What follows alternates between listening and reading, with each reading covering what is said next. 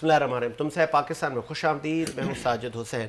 मजबूत मुस्तहकम पाकिस्तान पर हम बात करते हैं कैसे मुल्क मिलत की तामीर और तरक्की में हमने अपना किरदार अदा करना है। मौजूदा सियासी सूरत हाल में पाकिस्तान तहरीक इंसाफ की एक और विकेट गिर गई और अच्छे स्पोक पर्सन और चेयरमैन पीटीआई के वफादार साथियों में आपका शुमार होता था। आपका नाम फ़र्रुख हबीब था। अब जो कि आप हरीफ जमात में जाकर बैठ गए हैं और अब उनके आप रहनुमा हैं, इस्तेहकाम पार्टी के अब आप लीडर बन चुके हैं।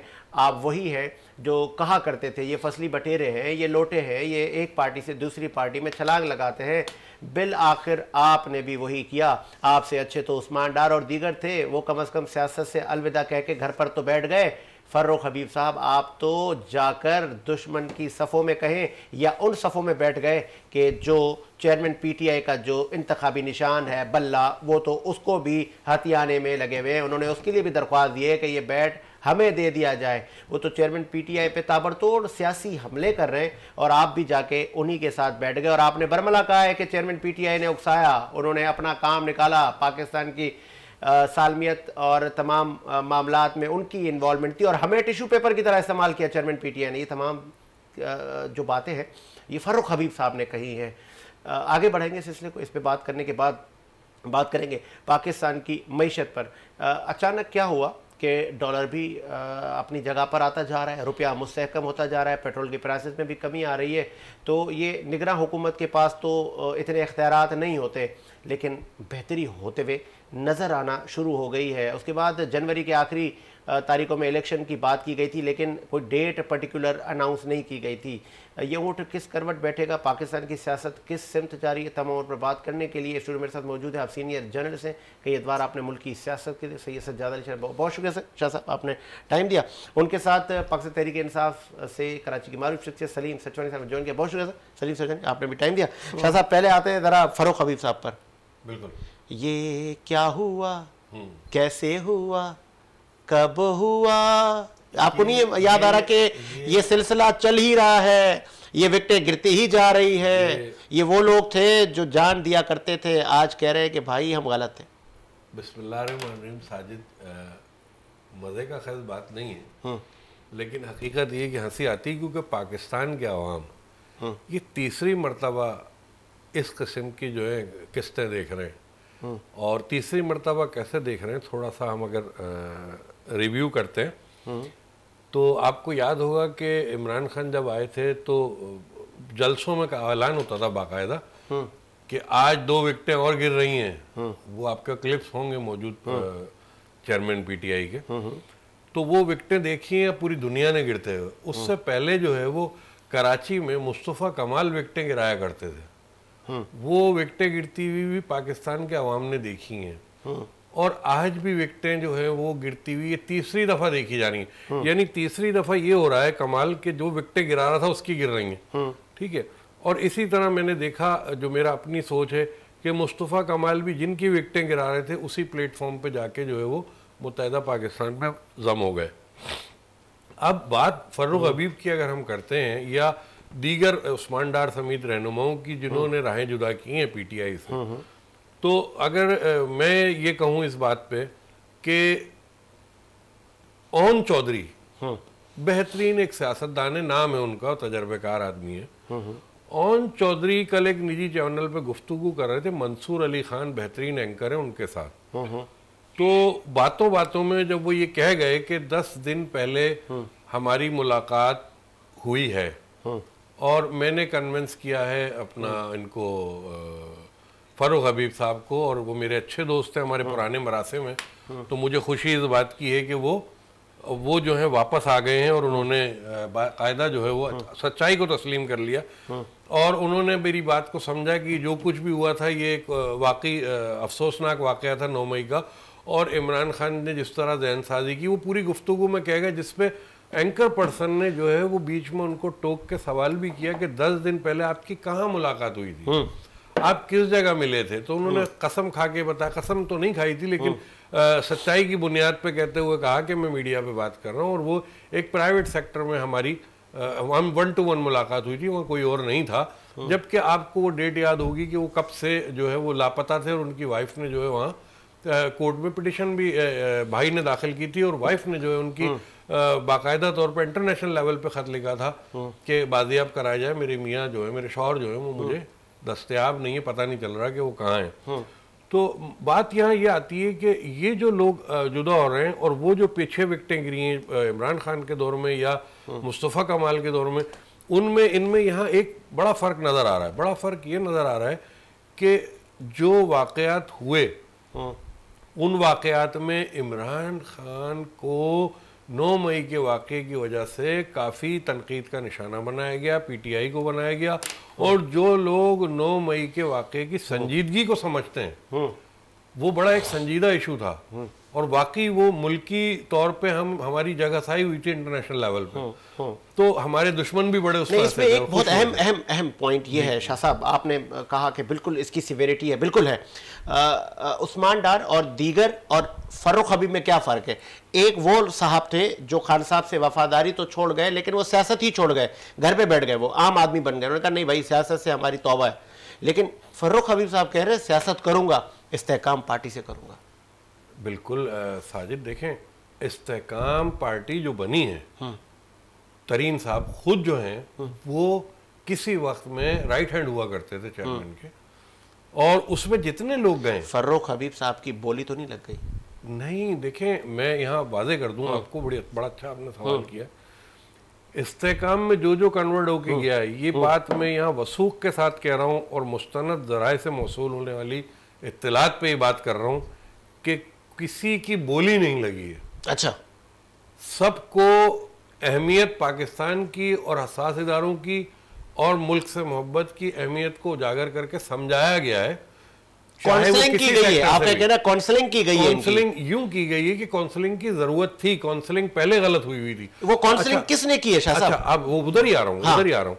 देखें साजिद, मुझे भी मेरे घर से तरबियत मिली है। ओके, मैंने बाहर कुछ ऐसी एक्टिविटीज की होंगी जिससे मोहल्लेदारों को भी तकलीफ हुई होगी और मेरी बेइज्जती हुई होगी, मेरे पेरेंट्स की बेइज्जती हुई होगी, तो उन्होंने मुझे बिठा के समझाया होगा। कोई ना कोई फादर, सेकंड टू फादर आता है, उस्ताद आता है, लीडर आता है जो गाइडलाइन देता है। अब जहांगीर तरीन के पास जो लोग जा रहे हैं वो अपनी सियासत को जिंदा रखना चाहते हैं, मारना नहीं चाहते, किल नहीं करना चाहते। वो सियासी लोग हैं, फील्ड के लोग हैं। और अभी आपको मैं एक बात और बताता चलूं यहाँ पे आपके प्लेटफॉर्म से कि ये तो अभी इब्तिदाई इश्क होता है क्या, आगे आगे देखिए होता है क्या। ये मामलात बहुत आगे तक जाएंगे और ये मामलात आपको नून लीग और पीपल्स पार्टी से भी नजर आएंगे। अच्छा, ये होंगे। अच्छा, कि कुछ चीजें जो है वो टूट टूट के एक जगह जाएंगी और कुछ मामलात आपको नजर आएंगे। ये सियासी मैदान है, ये मुल्क में हमारे जो है वो एक बड़ा इस चीज का सेटअप है कि चढ़ते सूरज की दुनिया पूजा करती है। और मैं जब देखता हूँ, तो अली मोहम्मद खान साहब अताब में थे, ज़ेर अताब थे, लेकिन उन्होंने ये नहीं कहा कि मैं सियासत और चेयरमैन पीटीआई को छोड़ रहा हूँ। मैं साजिद आपके पिछले ही प्रोग्राम में बता के गया हूँ कि उस वकील ने जिसने रो के कहा कि मेरे घर बार को रोन दिया, मेरी चीजों को रोन दिया, मगर मैं खड़ा हूँ, मैं नहीं जाऊंगा।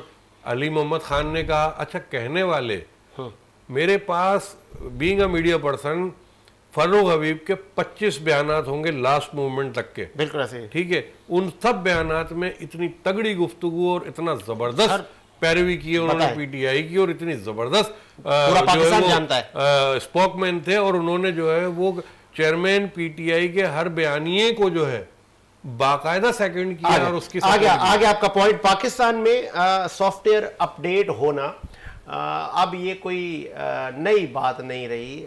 चेयरमैन पीटीआई के जो वफादार साथी थे वो कहे कि अब एक एक करके आपको, आपके नज़रिए को, आपकी सियासत को छोड़ते हुए जा रहे हैं, खैर बात कह के जा रहे हैं। बात यहाँ तक ना रुकी, अब आप पर वादा आप गवाह बनते जा रहे हैं। पीटीआई की नुमाइंदगी है। सचवानी साहब, कुछ रह गया है? सर ये जो विकटें गिरने की बात कर रहे हैं ना, तो सर जब खान साहब जो विकटें गिरने की बात करते थे वो जो एहतसाब अदालत में जाते थे उस हिसाब से बात करते थे। खान साहब ने किसी को तोड़कर किसी दूसरी पार्टी में शामिल नहीं करवाया। जलसों में खान साहब ने जलसों के अंदर ही बात करते थे। मैं भी वही बात कर रहा हूँ, एहतसाब अदालत में विकेट जिसकी गिरती थी वो एहतसाब अदालत में जाता था। कोई एक बंदा नहीं है जो खान साहब ने पीटीआई में शामिल करवाया हो या किसी और पार्टी में शामिल करवाया हो। एक बार बता दें कि फला बंदे को उन्होंने फला पार्टी में शामिल करवाया। ये ड्रामेबाजी तो सर माशाल्लाह दौरों में होती आई है। मैंने आपसे पहले प्रोग्राम में भी अर्ज किया था कि जनरल जालव के दौर में हुआ, वफादारियां तब्दील करवा गई हैं, ये लोगों को गायब किया गया, जेलों में एफआईआर काटी गई, उस तरह के वाकयात फिर जनरल मुशर्रफ के दौर में हुए। और अब ये कौन सा वाला मार्शल लॉ है, इसकी वजाहत तो आप करें सर। ये कौन सा वाला मार्शल लॉ, ये कोई मार्शल लॉ है या ये निगरान बराए मार्शल लॉ, ये क्या है? जो लोग अगवा हो रहे हैं, अगवा होने के बाद जो वफादारी तब्दील कर रहे हैं और वफादारी तब्दील करके जो दीगर मुखालिफ पार्टी में जा रहे हैं, वो नेचुरली बात है वो मुकम्मल तौर पे एंटी हो गए पार्टी के, पीटीआई के। और जो सिर्फ पार्टी छोड़ रहे हैं तो वो पार्टी वाले समझ रहे हैं कि वो क्यों छोड़ रहे हैं।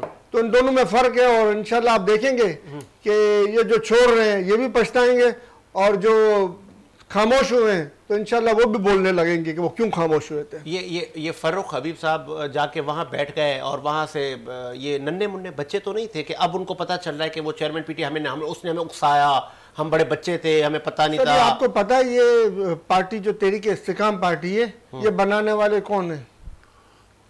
ये एटीएम कार्ड ही थे ना, जिनको खान साहब ने अपने से दूर कर दिया था, जिनको बोलते थे खान साहब के एटीएम कार्ड है। तो सब ये एटीएम कार्ड अब कहाँ पे यूज हो रहे हैं, क्योंकि गलत काम ये एटीएम आपको छोड़ गए और आप उनके बगैर महरूम हो गए। जब उन्होंने कौम के खिलाफ काम किया तो गवर्नमेंट के अंदर ही खान साहब ने इसको अपने से दूर कर दिया था। ऐसे नहीं कि हुकूमत खत्म होने के बाद उन्होंने पार्टी गवर्नमेंट के अंदर ही उनको दूर कर दिया था, अपने एटीएम को अपने से दूर कर दिया था। जबकि अब दीगर पार्टियों में एक मिसाल भी नहीं दे सकते। और जब से आपने और दीगर बातों में आप एक मिसाल भी नहीं दे सकते कि किसी ने अपने एटीएम को अपने से दूर किया हो। सर किसी भी पार्टी की आप एक मिसाल नहीं दे सकते, चाहे वो नून लीग हो, चाहे वो पीपल्स पार्टी हो, चाहे कोई और पार्टी हो। आप एक मिसाल नहीं दे सकेंगे कि उन्होंने अपने एटीएम को अपने से दूर कर दिया। ये पीटीआई के खान साहब थे जिन्होंने हिम्मत और जुर्रत का मुजाहरा करके इस बात को नहीं देखा कि इन्होंने जो है ना गलत किया, कौम के मफाद के खिलाफ काम किया, इसलिए इनको दूर कर दिया।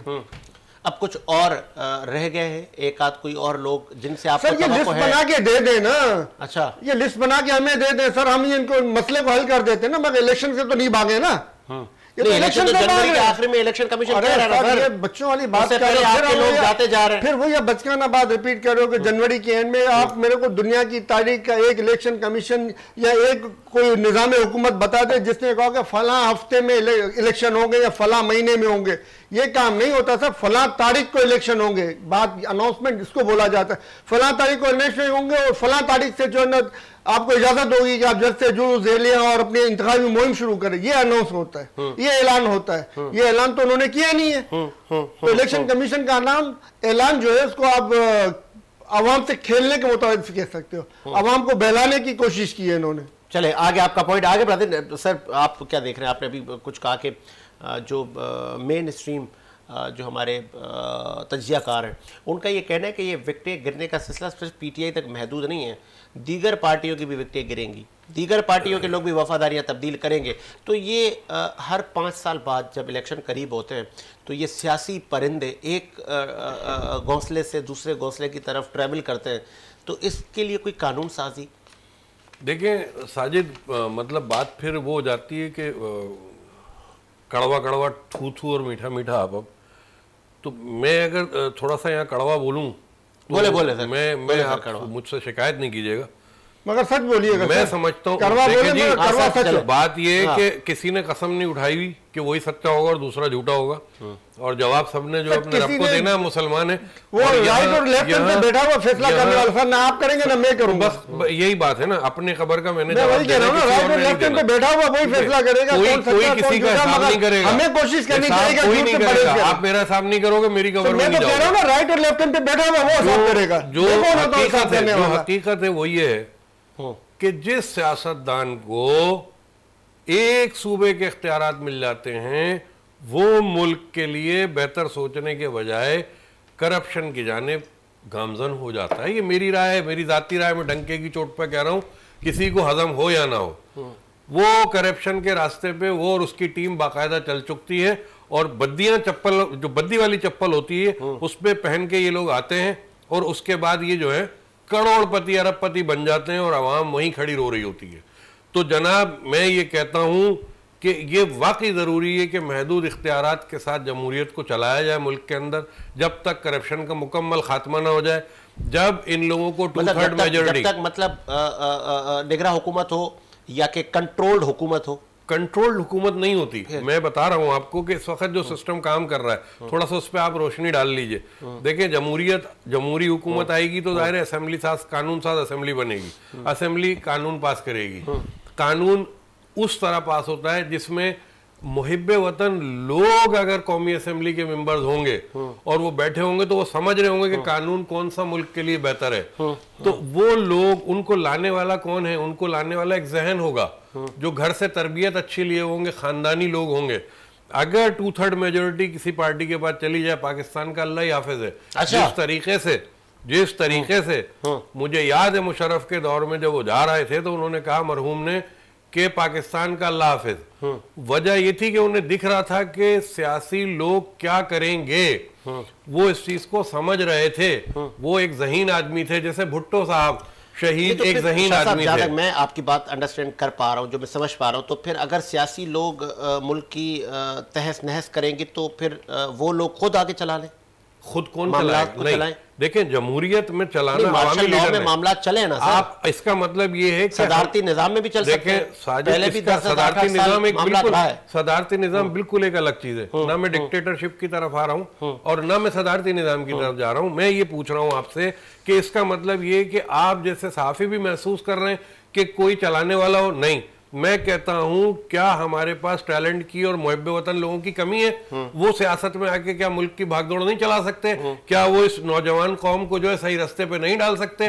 पीटीआई आज भी एक नैरेटिव रखती है कि इमरान खान ही है जो यूथ का जो है अलंबरदार है, वही मुल्क को सही रास्ते पे चला सकता है। तो उनके ही लोग टूट करके जाके अपने ही लीडर की बुराई कर रहे हैं और बातें खोल रहे हैं, अंदर के पंडोरे बक्स खोल रहे हैं। तो क्यों खोल रहे हैं? यहाँ एक शख्स मुझे यहाँ आपके स्टूडियो में नजर आ रहा है जो यहाँ बैठ के शुरू दिन से बिल्कुल पैरवी कर रहा है और मर्दों की तरह मर्द आहन बने हुए हैं और मुस्तकिल जो है वो पीटीआई को सपोर्ट कर रहे हैं और चेयरमैन को सपोर्ट कर रहे हैं इस दौर के अंदर, जबकि इनके रोजाना जो एक गुच्छा है अंगूर का, उसमें से 2 अंगूर टूट के गिर जाते हैं, वो गुच्छा ही छोटा होता जा रहा है। उसके बाद अवामी रद्द-ए-अमल चेंज होना शुरू हो गया। देखें सोशल मीडिया की एक्टिविटी, आवाम को भी समझ में आ रही है बातें। कल आज इनके ऊपर के हेड्स जा रहे हैं, कल वोटर भी चले जाएंगे। आप मुहिब्बे वतन पाकिस्तानी तस्वुर करते हैं? मैं कहता हूं ये मुहिब्बे वतन पाकिस्तानी है। इनकी जो माशाल्लाह उम्र और तजर्बा है पाकिस्तान के लिए, ये पॉजिटिव ही सोच रखेंगे। और इन्होंने भी मेरे सामने यहाँ बैठ के कई मरतबा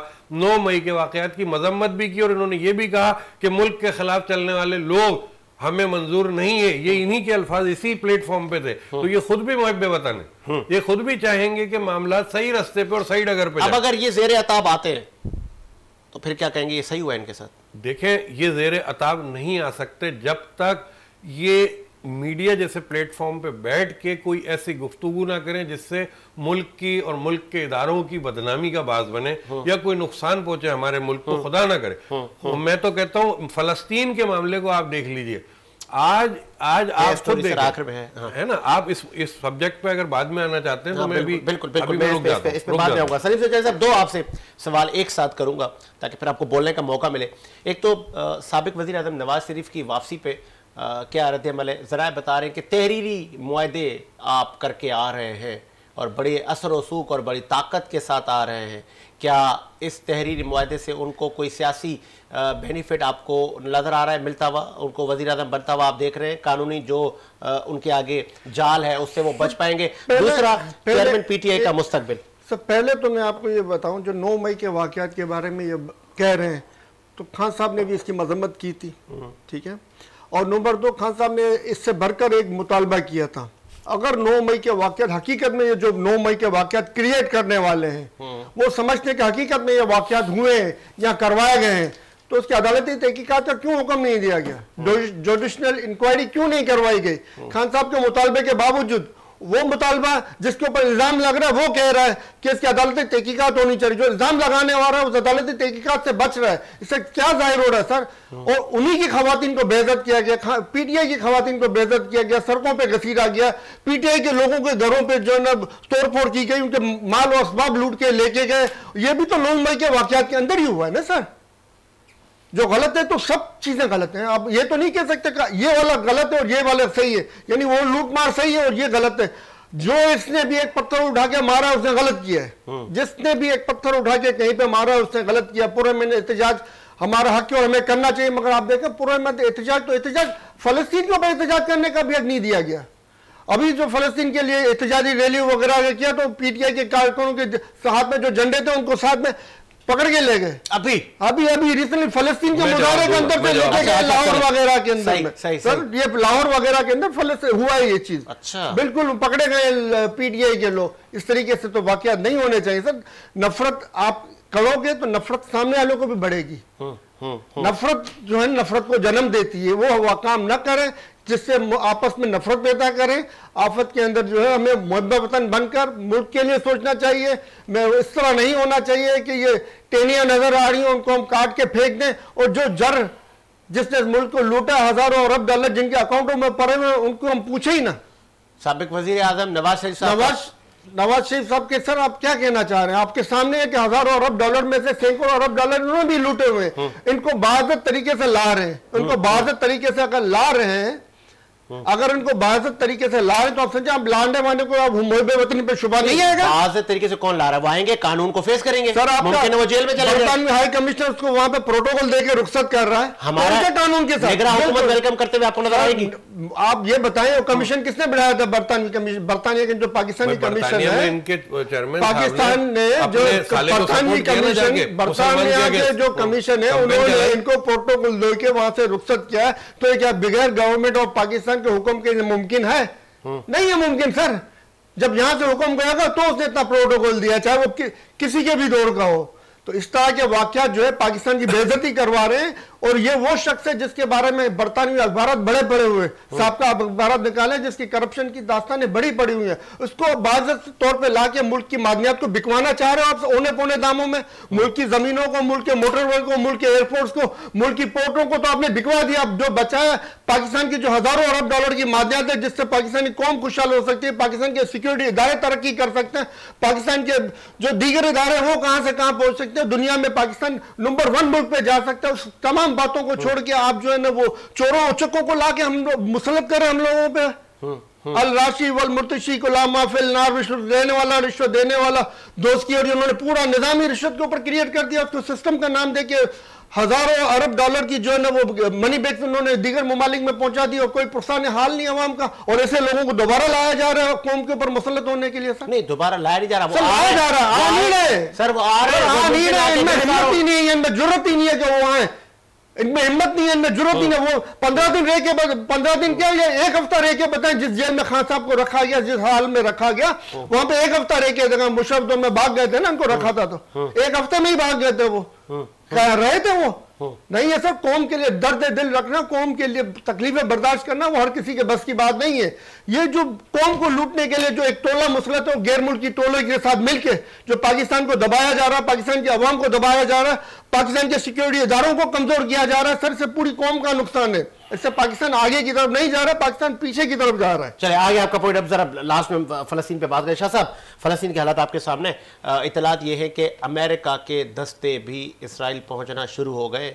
अब अमेरिका और इसराइल मिल के शाना बशाना गजा पर टूटेंगे, ऐसा ही है क्या? आपने जिक्र कर दिया इस वक्त, क्योंकि दिल गमज़दा है और हमारा एक एक लफ्ज़, हमारी एक एक सांस शोहदा फ़लस्तीन के साथ जुड़ी हुई है। वो हमारे मुस्लिम्स हैं और हम उनके साथ हर प्लेटफॉर्म पे खड़े हुए हैं, हर जगह खड़े हुए हैं। और कमाल मैं ये देख रहा हूँ, मेरे रब की शान, कि एक दुश्मन मुल्क जो कि इंतहाई ज़ोर शोर से अपना एक मीडिया चला रहा है कैंपेन, जिसमें वो खालिस्तान के मामले को पीछे रख के, कनाडा में अपने बंदे को मार के, वो सारे इशू पीछे रख के और मज़े से जो है वो पाकिस्तान के ऊपर उंगलियां उठा रहा है और बुराई कर रहा है और इसराइल की फेवर में जो है वो मुस्तकिल मीडिया कैंपेन जो है वो इंडिया की जानिब से रवां दवा है। तो आज मेरे रब ने एक ऐसा काम करवाया, ये मेरे पास खबर आई हुई है, मैं आपसे शेयर करता हूँ आपके प्लेटफॉर्म से, कि खालिस्तान तहरीक के रहनुमा उसने मजलूम फ़लस्तीनियों के लिए $21,000 का अतिया देने का ऐलान किया है। गिरवन सिंह नाम है उसका। उसने अपने पैगाम में कहा है कि अतिया की गई रकम प्रदीप सिंह के नाम से मंसूब करता हूं। यानी कि आप अंदाजा कीजिए कि जो मुल्क कहां किसकी पैरवी कर रहा है, उस मुल्क से अल्लाह ताला कैसे मजलूमों की मदद करवा रहा है। और जिसके नाम ये इमदाद की जा रही है, ये वही शख्स है जिसको कनाडा में घुस के इंडियन रॉ ने मारा है। और बजाय इसके कि उन तमाम हरकतों पे शर्मिंदा हो, उंगलियां दूसरों की तरफ उठाते हैं, तो ये 4-5 उंगलियां इनकी अपनी तरफ भी उठती हैं। फलस्तीन के शौदा के खून का हिसाब इसराइल को हर सूरत देना पड़ेगा। ईरानी फॉरेन मिनिस्टर ने कहा है कि जो आप गजा में खून की होली खेल रहे हैं, अगर जमीनी जंग आपने कर दी तो फिर हम भी कूद पड़ेंगे और फिर आपको हस्ती से मिटा देंगे। ये स्टेटमेंट हमारे पड़ोस से आई है, तो फिर आपको नहीं लगता कि अगर ये खत्ते की सूरत हाल रही तो फिर क्या बचेगा? देखें, पहले भी 2 मरतबा, एक दफ़ा 19 दिन और एक दफ़ा 15 दिन, 15 योम या 14 योम, कहीं मेरी मेमोरी डिस्टर्ब हो रही है, ये जंग चली है फ़लस्तीन और इसराइल की। इस दफ़ा जो है इसराइल जो है इंतहाई छोटी हरकतों पर उतर आया है।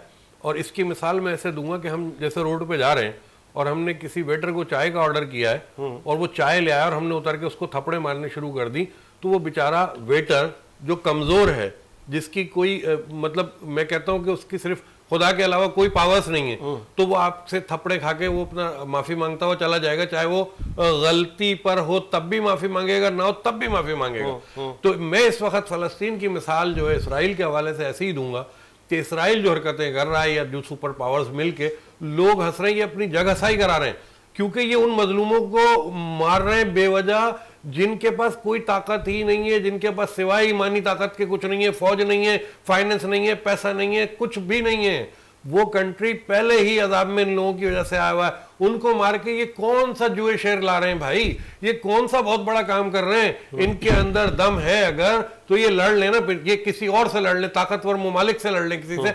इंडिया आपको मालूम है सिर्फ हिंदू मजहब पे चल रहा है, और हिंदू मजहब का एक ही मुल्क है, वो है इंडिया।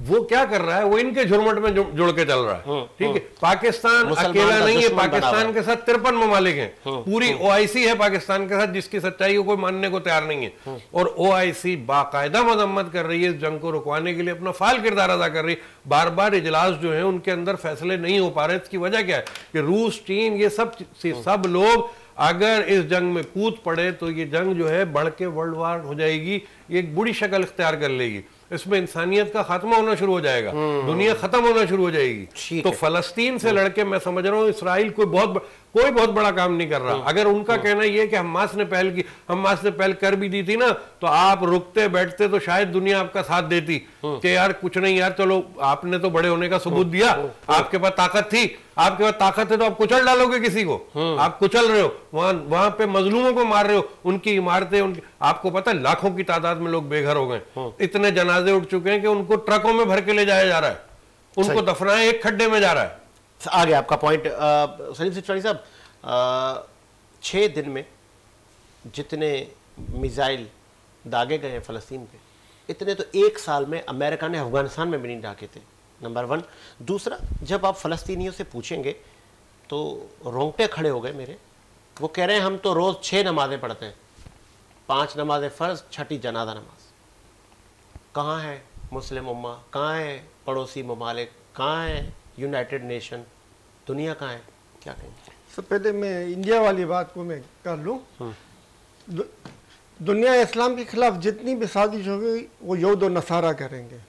नसारा में अच्छे लोग मिलेंगे, मगर बाकी आप समझ जाइए। और जो है वो आप देखें तो ये हिंदू जो है ना वो मोहरा बन रहे हैं, हिंदू जो है मोहरा बन रहे हैं। पीछे साजिश करने वाले यही जुश है, यही जो है ना इजरायली है, जो उनके जो पीछे साजिश कर रहे हैं, और जो अमेरिका को भी यही कंट्रोल कर रहे हैं। अमेरिका ऑलरेडी इनके कंट्रोल में है। वो वो अमेरिका को नहीं, अमेरिका खुद नहीं आया है। वो अमेरिका को लाया है। अमेरिका को लाया गया है। अमेरिका को लाया गया। अमेरिका नहीं आता तो उनके लिए, इनकी इकोनॉमी के लिए बेड़ा गर्क कर देते हैं ये, क्योंकि पूरी इकोनॉमी इनके कंट्रोल में है। तकरीबन 62% डॉक्टर्स जोश है वहां पे। तकरीबन मोर देन 65% जो एम्बेसडर आप दुनिया के अंदर जो बैठे हुए हैं वो यहूदी बैठे हुए हैं। और उसी तरह हर तबके के अंदर में इनकी आबादी कितनी है पूरी दुनिया के, 2% भी नहीं होगी अमेरिका का। और ये अमेरिका हर बड़े महकमे के अंदर इनका तसल्लुत मौजूद है। तो अमेरिका नहीं आया है, बल्कि ये बुलाया, आ जाओ, ऑर्डर है इनको कि तुम्हारे को आना पड़ेगा। ये अमेरिका को ऑर्डर था, ऑर्डर अपने ऑर्डर पे आया इनके। और इसी तरह हिंदुओं को तो फैसिलिटीज मिल रही है सर, उनको सहूलतें मिल रही है। जो इनका सैटेलाइट पे तो गया है स्टार वॉर के लिए जो गया है, वो उसमें भी इजराइल की सपोर्ट है इनको। और ये जो इनको सस्ता तेल ईरान से ले रहे हैं, दुनिया खामोश है, पाकिस्तान लेने जाए तो शोर मच जाता है। रशिया से वो सस्ता पेट्रोल ले रहे हैं, अगर पाकिस्तान लेने जाए तो शोर मच जाता है। इंडिया ले रहा है, ईरान से भी ले रहा है, रशिया से भी ले रहा है, और सबकी जबानें चुप है। पाकिस्तान ने तो गुनाह कर लिया, और हमारे लोग भी गद्दार है। हमारे लोग भी गद्दार है इसके अंदर में, जो उनके साथ मिलकर खरीदते नहीं है वहां पे। वो मुंह से एक लफ्ज तक नहीं निकालते भाई फिर वो कैसे ले रहे हैं, फिर चाइना कैसे ले रहा है, फिर फलाना मुल्क कैसे ले रहा है। जब वो अपनी कौम का सोचे तो हम क्यों नहीं सोच रहे हैं सर? हम क्यों गुलाम बने हुए? हमने उनके बैंकों के अंदर पैसा रख के हम उनके साथ शरीक जुर्म बन गए। हमने यहाँ को लूट के वहां पे जो नवाजा है इनको, वो उसी नवाजे हुए पैसों से हमारे ऊपर खेल खेल रहे हैं। तो ये खेल अब खत्म होना चाहिए। रूल ऑफ लॉ, करप्शन का खात्मा होना चाहिए। जंग रुकते हुए नजर आ रही है आपको कि ये इसका सद्देबाप क्या होगा? जो हजारों लाखों लोग बेघर होते जा रहे हैं, रिहायशी बिल्डिंगों पर बमबारी की जा रही है, अस्पताल, हाँ बताएं, अस्पताल, स्कूल, बच्चे, मतलब वो कहते हैं ना, हमारी शरीयत कहती है कि बच्चों पर, औरतों पर तो जंग जिहाद नहीं है, लेकिन यहाँ पर ये भी ख्याल नहीं किया जा रहा। सर जुल्म और सितम की जो इंतहा होती है वो की जा रही है। और हैरत की बात है कि इतनी ताकत होने के बावजूद, इतना माल होने के बावजूद ये कह रहे हैं 22 लाख लोग वो जगह छोड़ के चले जाएं।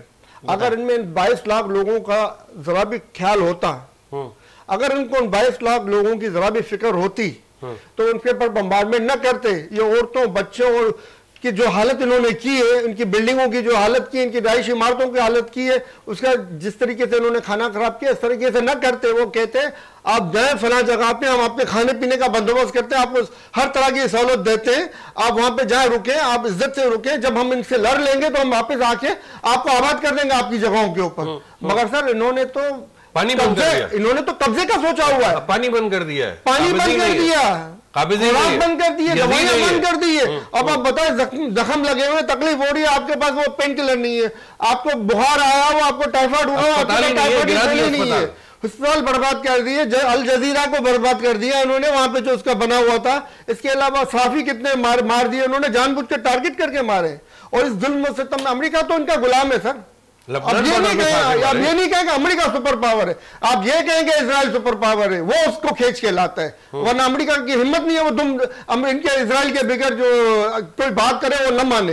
ये सिर्फ और सिर्फ हमें दिखावा है, ये सिर्फ और सिर्फ हमें जो दिखावा दिखा रहे हैं ना, अमेरिका खुद इजराइल का गुलाम है। आगे आपका पॉइंट, ये जो यूनाइटेड नेशन है और पूरी दुनिया के मुल्कों के फैसले किए जाते हैं, तो ये कहाँ हैं? ये नहीं देख रहे कि क्या हो रहा है फ़लस्तीन में। और ये सिर्फ आज की बात नहीं है, ये अरसा दराज से सिलसिला जारी है, जो थमता नहीं है, जो रुकता नहीं है। ये कत्लो गारत होती है, तो इस कत्लो गारत पे सब ने आंख बंद क्यों की है? सर इस कत्लो गारत के अलावा सर एक और चीज पे अभी तक आंख बंद की, किसी ने एक लफ्ज नहीं निकाला है, जो फास्फोरस बम इन्होंने इस्तेमाल किए हैं। और फास्फोरस बम वो है जो इंसान को जला जला के मारता है। वो इंसान इस तरह नहीं मर जाता, मरने से जलता ही रहता है, मुसलसल जलता ही रहता है। जिसके ऊपर इसके ऊपर थोड़े से भी कुछ छींटे भी पड़ गए ना, वो भी जल जल के मर जाता है। और अगर किसी को टच भी नहीं हुआ ना तो दम घुटने से मर जाता है। इंटरनेशनल लॉज की वायलेशन है ये, बिल्कुल सर इंटरनेशनल लॉज की वायलेशन है, मगर किसी ने भी इसको वो करके आर्मी कोर्ट के अंदर इसको खड़ा नहीं किया कि भाई तुमने ये जंग के अंदर में जो इंसानी हुकूक की खिलाफवर्जी की है, बम बनाए,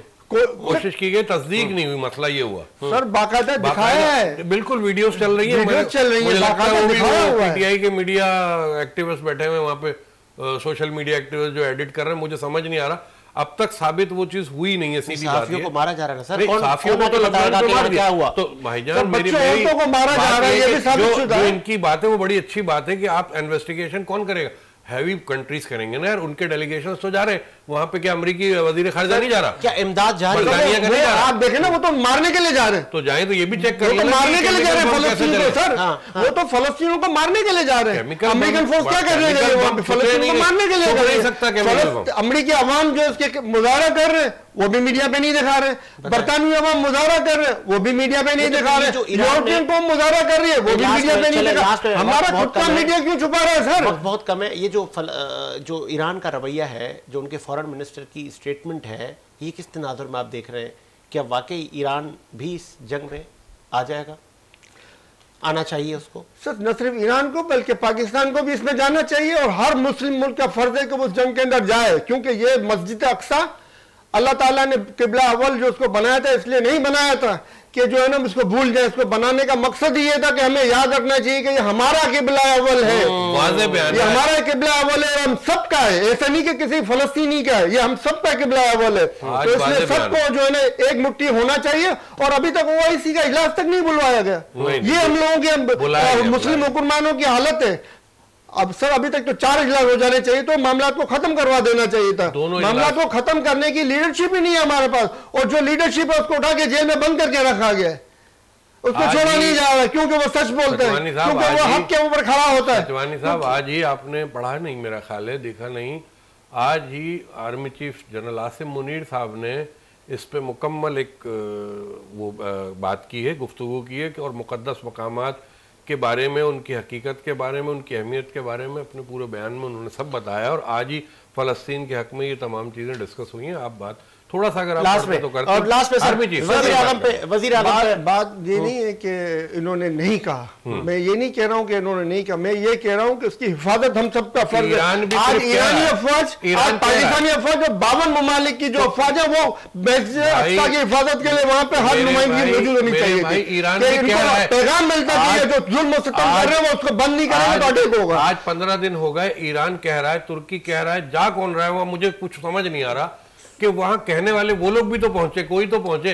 इमदाद की जो बात अमेरिका ने इल्जाम लगाया सर शाह साहब, अमेरिका ने ईरान पर इल्जाम लगाया कि आप इनकी जंगी मदद कर रहे हैं। बातों में बात हो रही है सर, ये इल्जाम मदद होती, इल्जाम जो है ना सर, ये हमें इल्जाम नहीं चाहिए, हमें हकीकतें चाहिए। और हकीकत में कर रहा तो हमें खुशी है, और हमें भी करनी चाहिए इस मामले में। और हमारे दीगर जो 52 ममालिक की जो फौज बनाई गई थी, क्या वो मुसलमानों को ही मारने के लिए बनाई गई थी? वो किसके लिए बनाई गई थी सर?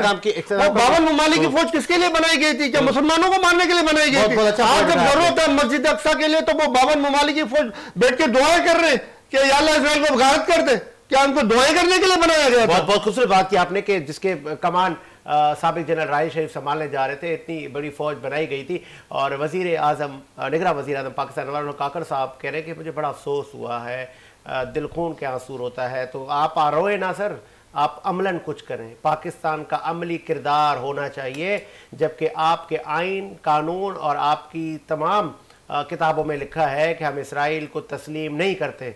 तो जब आप इसराइल को तस्लीम नहीं करते तो आप फ़लस्तीन के लिए अमलन क्या कर रहे हैं वो बताएं। आपने कितनी खुराक भेजी, कितनी अद्वियात भेजी, कितने यहाँ से दस्ते गए, कितने लोग गए, कितने बाहर डेलीगेशन गए आपके, जो इस मामले को अफ़ाम तफ़हीम के साथ बेहतरी की तरफ लेकर जा रहे हैं। अगर मामला बेहतरी की तरफ नहीं जा रहा तो आगे के इक़दाम पाकिस्तान के क्या होंगे, पाकिस्तान की वाज़ेह पॉलिसी क्या होगी? ईरान स्टेटमेंट तो दे रहा है, आप स्टेटमेंट ही दे दें। इसी उम्मीद के साथ मेरा मुशाहिदा बदरा, मुझे साजिद हुसैन को इजाज़त दीजिए। मुलाकात होगी नए प्रोग्राम के साथ। अल्लाह हाफ़िज़।